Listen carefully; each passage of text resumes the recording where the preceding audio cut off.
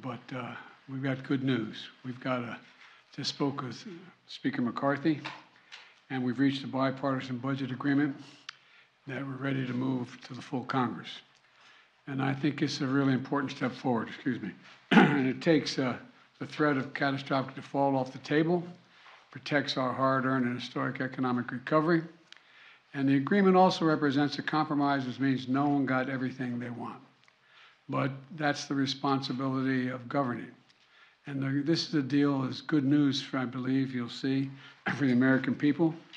The agreement prevents the worst possible crisis, a default for the first time in our nation's history.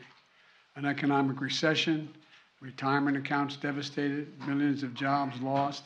It also protects key priorities and accomplishments and values that congressional Democrats and I have fought long and hard for.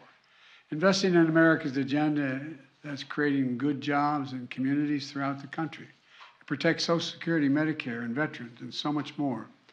The Speaker and I made it clear from the start that the only way forward was a bipartisan agreement. That agreement now goes to the United States House and to the Senate. I strongly urge both chambers to pass that agreement. Let's keep moving forward on meeting our obligations and building the strongest economy in the history of the world. I'll take a few questions. President, you said at the beginning that the debt ceiling was not negotiable. Isn't that what you've just done here? And isn't that what you guys, look, we're not negotiating the debt ceiling. Here's the deal. They passed the debt ceiling, and they said they'd only do it on condition that it have all these cuts in it. I said, I'm not going to do that. You pass the debt ceiling, period. I'll negotiate with you on the cuts, what you say, what's going to happen, what the budget's going to look like. That's what we are negotiating in order to get to them deciding that they're going to go along with a new debt ceiling, meaning that it's not attached. It's something totally different attached than was attached before. So if you want to try to make it look like I made some compromise on the debt ceiling, I didn't. I made a compromise on the budget. That's what they wanted, is you to make a compromise on the budget, and that's what you've done, even though you haven't gone as far as they wanted. Isn't that right? Sure, yeah.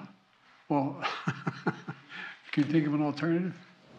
Mr. President, what do you say to members of your own party who say you've made too many concessions in this deal?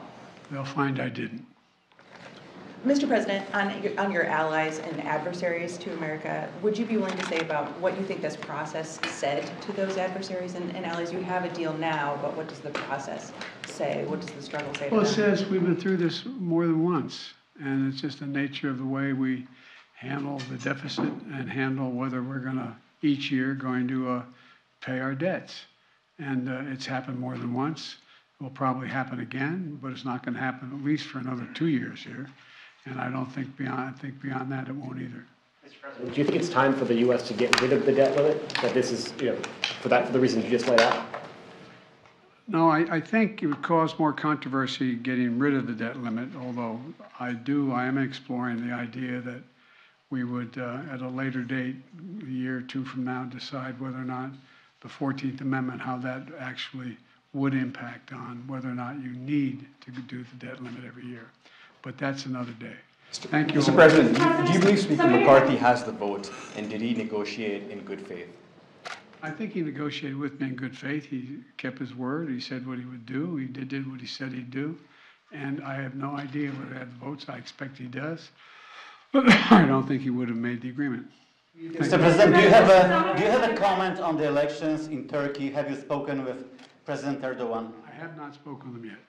Do you have a comment? Some of your Democratic colleagues are saying that this policy will lead some people to go hungry. What is your response to that? It's ridiculous assertion. Do you wish you started these negotiations sooner? No, it wouldn't make any difference. Mr. President, is financial aid for Ukraine secured in your new budget?